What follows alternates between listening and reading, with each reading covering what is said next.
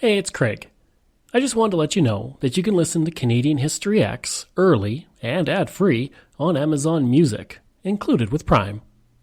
Hey everyone, Craig Baird here. Before I begin today's story, I want to take a moment and ask that you check me out on Patreon at www.patreon.com/CanadaEHX. There are several tiers with great benefits, from ad-free content to t-shirts and other cool stuff. And if you're a fan of Canadian History X, make sure you check out my other shows, From John to Justin and Canada, A Yearly Journey. And don't forget, you can also donate directly to the show at www.CanadaEHX.com. It helps keep this show going. All right, on with the show. A listener's note. The following episode contains coarse language, adult themes, and content of a violent and disturbing nature, and may not be suitable for everyone. Listener discretion is advised. In November 1995, high above Earth's atmosphere, 358 kilometers to be exact, a young mustachioed Canadian was at the controls of a device installing a 4,100 kilogram Russian-built docking module. Down below on the white blanketed surface of his homeland, the country had just gone through one of its most trying moments. Days before, on October 30th, the people of Quebec had narrowly defeated a referendum for independence launched by the ruling Parti Québécois. For the man at the controls orbiting the Earth, his focus was not on Quebec independence, nor the recent break-in at 24 Sussex Drive in Ottawa, nor the fact his favorite hockey team, the Toronto Maple Leafs, were struggling to stay above 500 in the standings of the NHL. No, for him, his attention was glued to the operation and device that had become a Canadian icon. A device that would go on to be featured on currency, be displayed at the Smithsonian, and perhaps, in the biggest honor of the 21st century, have a Google Doodle created in its likeness. The man, a new astronaut named Chris Hadfield, was operating a device called the Canadarm, and he became the first Canadian to operate the famous tool in space. That amazing moment passed mostly unnoticed north of the 49, and it's just a small part of a story that is Canada in space. I'm Craig Baird, and this is Canadian History X.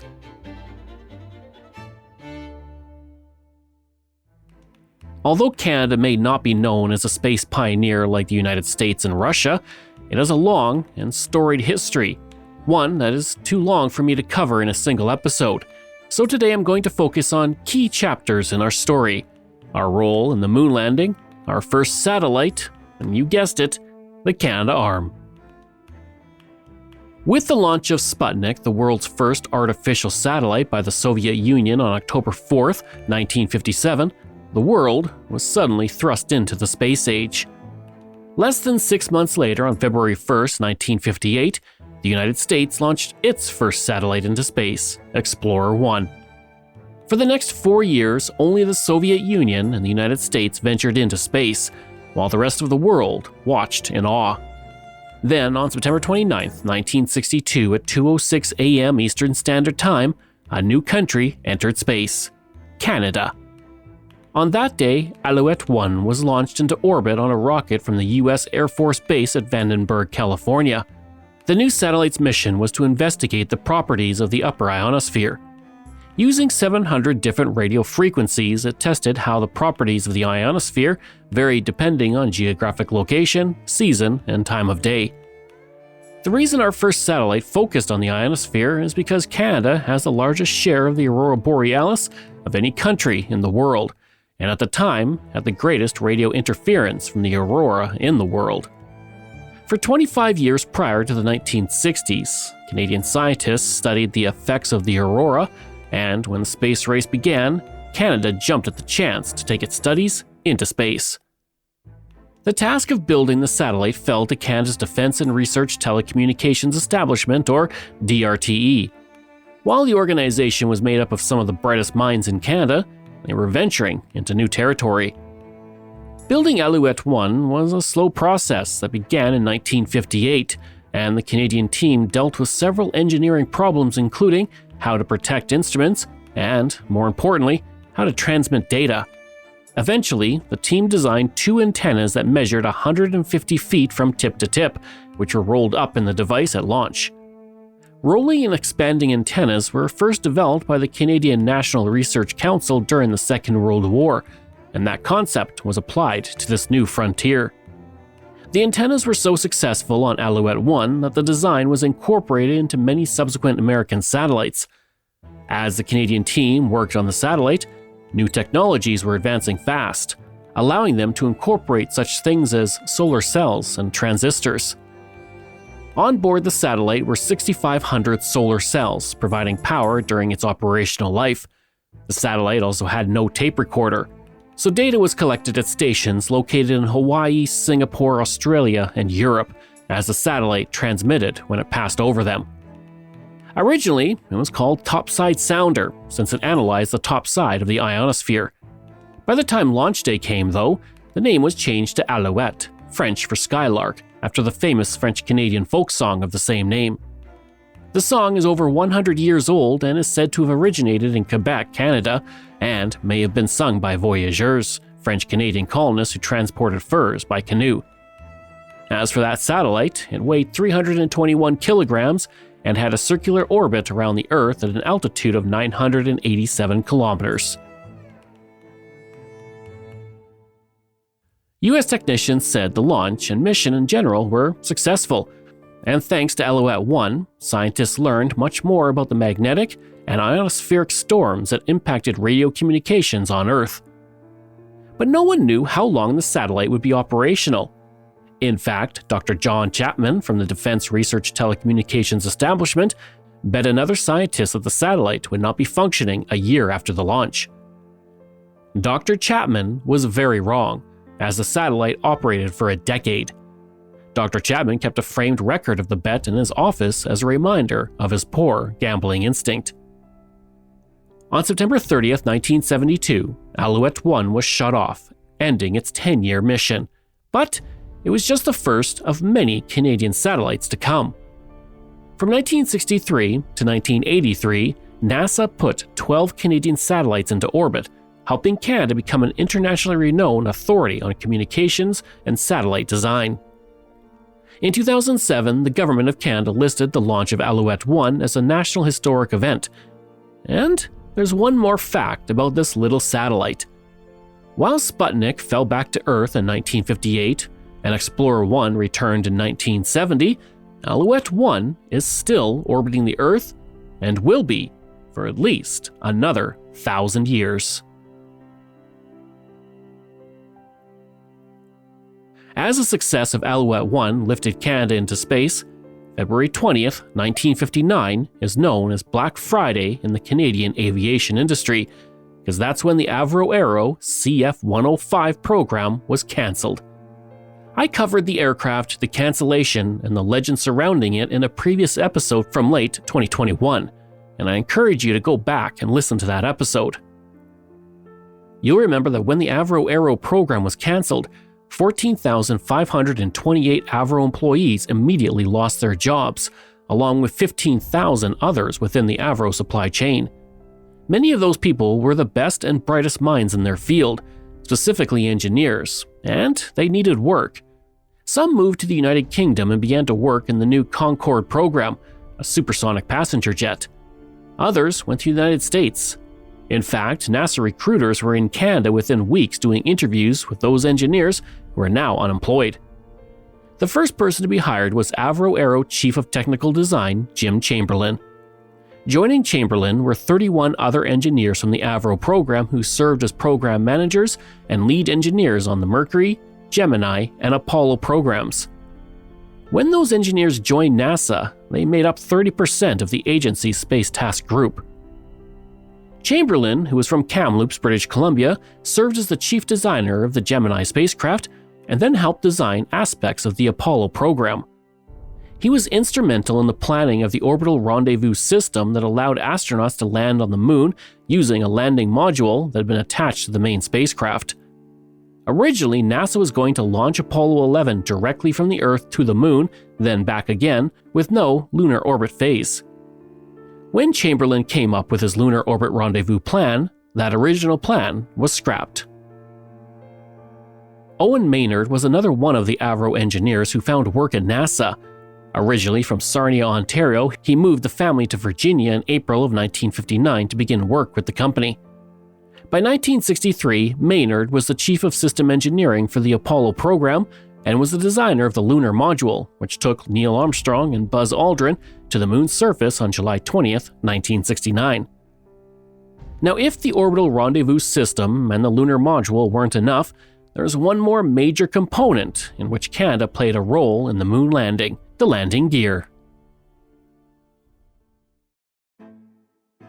The contract for the landing gear was given to a company out of Quebec in 1966, Hero DevTech. The company received the contract in 1966, 3 years before the planned moon landing, and designing the landing gear for the lunar module was no easy task. It needed to be light enough to conform to mission requirements and strong enough to absorb the energy of the landing while keeping the module upright and stable. On top of that, it had to serve as a stable launch platform to return the astronauts to lunar orbit. The solution that the firm came up with was a crushable aluminum honeycomb design for the legs. And as the landing gear on the lunar module touched the moon's surface, the people at the company looked on in pride. It was their company that produced the telescopic legs on the module that allowed those astronauts to safely touch the moon. And while the footpads themselves were made by Americans, 9 of the 10 parts in the legs were Canadian. And Canada also played a role in getting the astronauts home safely as well. Brian Earp from Calgary, Alberta, another Avro engineer, developed the heat shield that protected the astronauts as their capsule returned to Earth through the atmosphere. And then back on Earth, Dr. William Carpentier, a Canadian flight surgeon from Edmonton, looked after Neil Armstrong, Buzz Aldrin, and Michael Collins during their quarantine. Now that Canada had helped land humans on the moon, the country then took on another task: creating a robotic arm in space. Other than maybe insulin, no Canadian invention is as famous as the Canadarm. The device, officially known as the Shuttle Remote Manipulator System, has become a source of pride for Canadians. The Canadarm's operational use began in the 1980s, but its history dates back to the year of the moon landing. It was in 1969 that NASA invited Canada to participate in the Space Shuttle program in a yet-to-be-determined role, but a manipulator system was a possibility. Around this time, DSMA Atcon, a Canadian company, developed a robot that loaded fuel in the CANDU nuclear reactors, and it was this robot that piqued NASA's attention. In 1975, a Memorandum of Understanding was signed between NASA and the Canadian National Research Council, committing Canada to developing and constructing the Shuttle Remote Manipulator System, which would become the Canadarm. Spar Aerospace, now part of MDA, was awarded the contract to design, develop, test, and evaluate the new device. The hardest part of the design wasn't the arm itself, though, but the manipulator that needed to be versatile enough to pluck objects out of orbit while also clearing things like ice off the shuttle itself. Several designs were put forward, but then engineer Tony Zabriskie was playing with an elastic band that he had wrapped around his hand. As he played with it, an idea struck him. The end effector, or hand of the arm, could use the same principle of fingers with an elastic band. He took the idea to NASA, who loved it, and the end effector was built inspired by office supplies. On February 11, 1981, a ceremony was held for NASA in Toronto, and it was there that Larkin Kerwin, the head of the Canadian National Research Council, gave it the name of Canadarm. The first Canadarm was delivered to NASA in April 1981. The arm was 50 feet long and weighed 900 pounds. It was developed with 6 joints that corresponded with the joints of the human arm, including a shoulder yaw, elbow pitch joint, and a wrist pitch. The total cost amounted to about $100 million, or $300 million today, while the total cost associated with maintenance and testing reached $600 million, or $1.8 billion today. And displayed prominently on the arm, the word Canada and the Canadian flag. As a CBS news anchor said, it is not just a tool, but a billboard. On November 13, 1981 at 9 a.m., Richard Truly deployed the Canadarm out of the shuttle bay of the Columbia while orbiting the Earth for the first time. he reported to Mission Control, "The arm is out and works beautifully. Its movements are much more flexible than they appeared during training simulations." On the next shuttle mission, the Canadarm deployed its first payload, which was the Plasma Diagnostics Package. The Canadarm was developed to handle deploying payloads of 65,000 pounds in space, but upgrades eventually allowed it to handle payloads of up to 586,000 pounds in the 1990s. Now, the first arm was so successful, NASA ordered 4 more to be installed on the other space shuttles. Over the course of the space shuttle program, the 5 Canadarms flew on 90 different missions. In 1986, one Canadarm was lost in the Challenger disaster when the Space Shuttle Challenger exploded soon after takeoff, tragically killing all on board. In 1993, it was the Canadarm that moved the 12-ton Hubble Space Telescope into the cargo bay of Endeavour so that it could be repaired when an issue with the mirror on the telescope resulted in blurry images. And the Canadarm also served as a symbolic bridge between the former adversaries when Chris Hadfield operated it in 1995. He used the arm to create a physical link between the Russian space station Mir with the American space shuttle. Front-end loaders and the combines and things that I drove as a kid growing up were very similar to what I'm going to be doing with this arm. Seems very strange that you're the first Canadian to use the Canadarm. It's about time, isn't it? Yeah, I'm pleased that I'm going to get a chance to use the Canadarm. That's going to be an honor and a thrill, and the beauty of it is it's a beautiful flying piece of equipment. So it's something that everyone takes pride in, and me especially, being Canadian. The arm was highly versatile, whether it was plucking satellites out of orbit to repair or knocking ice from a vent that would have endangered the re-entry of the space shuttle into the atmosphere. Once, the arm was used to nudge a bent, malfunctioning antenna into place. Now currently, the Canadarm2 is part of the International Space Station. The device used to hoist the Canadarm2 out of the Space Shuttle cargo bay, well, that was the Canadarm. And during the construction of the International Space Station, the Canadarm2 worked alongside with the Canadarm to hand over segments from the station for assembly. The use of both arms in tandem earned the nickname of the Canadian Handshake. We've been waiting for this moment for a long time. We've been waiting, I guess, for this particular maneuver that's happening today since Wednesday. The first robotic handoff in orbit is complete. Finally, today it came, the so-called handshake between the old and new Canadarms. Much anticipated, much delayed. On Wednesday, all 3 command computers crashed, and it delayed the testing of the billion-dollar arm. The main computer was back up on Thursday and early this morning. That very good news that for the first time in a couple of days that the backup computer has been brought up. With 2 computers online, NASA decided to proceed. Was giving a go for the robotics operations plan for today.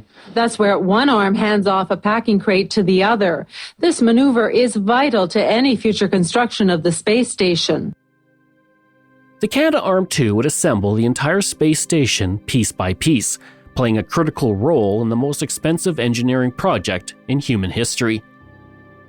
And while the new arm was developed over the course of 15 years of research and development, it looked very much like the original.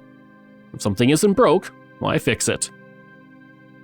As for the original Canadarm, its 90th mission was in July 2011 on STS-135, when it delivered the final payload to the International Space Station. And if you'd like to see it in person, you can go to the Kennedy Space Center Visitor Center, where there's one on display. As for the one that served on the Discovery Space Shuttle, it's at the National Air and Space Museum in Washington, D.C., while the one on Endeavour is at the Canada Aviation and Space Museum in Ottawa. The Canadarm's cultural impact was massive, and Mike Greenlee, CEO of MDA, a leading robotics company that in 1999 bought the space robotics division of Spar Aerospace, manufacturer of the Canadarm, spoke to me about it.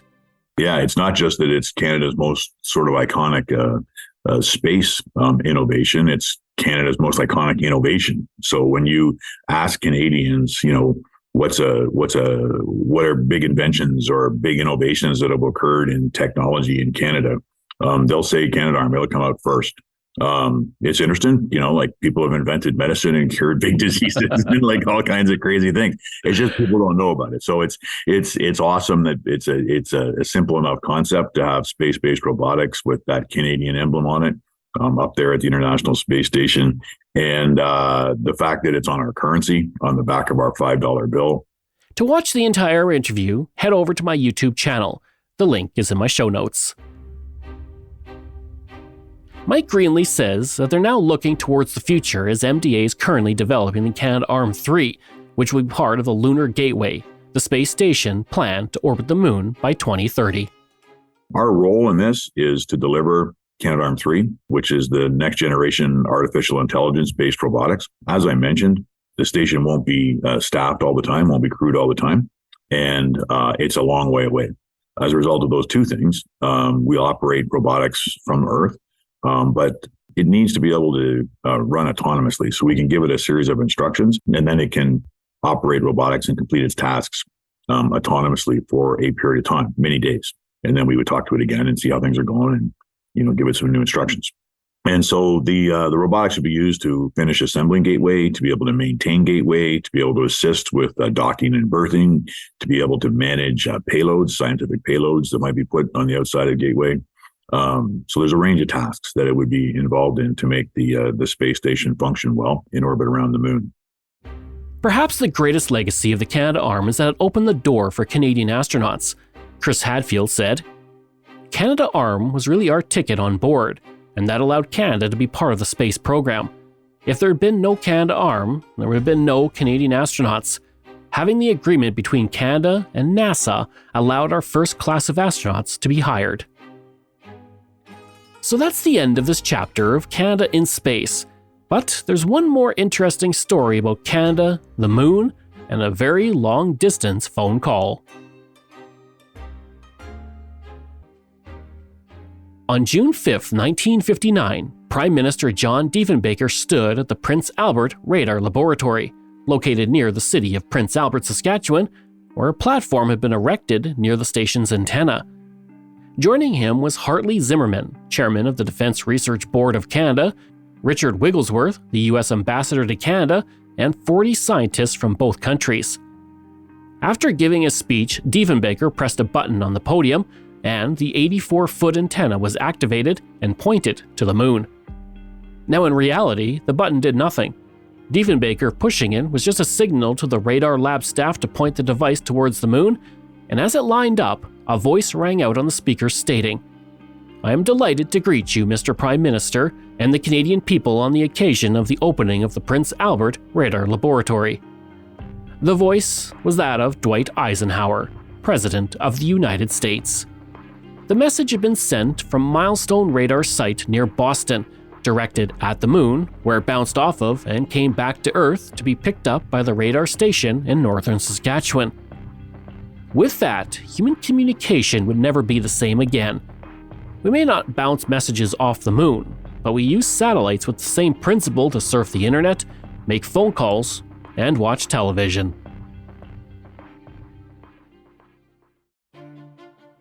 Thank you for joining me this week on Canadian History X. Information from Canadian Encyclopedia, Maclean's, Reader's Digest, Wikipedia, Canadian Space Agency, NASA, Library and Archives Canada, the Weather Network, Global News, CBC, and Space Q. This show is researched, produced, and written by me, Craig Baird, with the help of Dila Velasquez.